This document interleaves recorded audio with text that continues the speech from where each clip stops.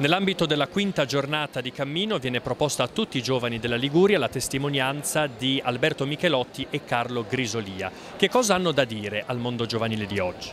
Anche se sono dei giovani che comunque sono morti 30 anni fa, anche 40 tra poco, hanno comunque una testimonianza sempre attuale. Amavano molto il prossimo, colui che gli stava accanto, senza andare a pensare tanto in là nel futuro. Loro vivevano l'attimo presente con la persona che si ritrovavano in quel momento vicino. Quali erano le caratteristiche in breve della loro vita? Alberto era anche un appassionato di montagna e poi questa passione purtroppo ha portato anche alla sua morte, perché poi lui è caduto durante una scalata di un monte.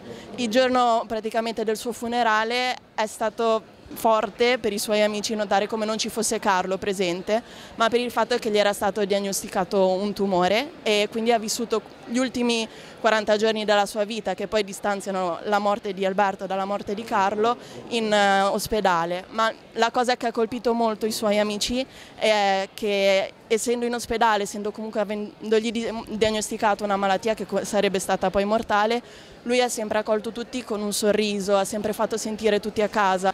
Che cosa significa per la tua esperienza accorgersi della fedeltà di Dio dentro un cammino di fede condiviso? La cosa fondamentale è capire a un certo punto che in una relazione di amicizia, in famiglia, puoi anche condividere Gesù. È una cosa fondamentale perché puoi condividere davvero le tue emozioni, davvero come stai, davvero come ti senti, senza sentirti solo. Tanto che noi abbiamo fatto l'esperienza con una conversione magari lampo, fantastica, senza però poter condividere subito con qualcuno che poteva capire quello che stavamo vivendo.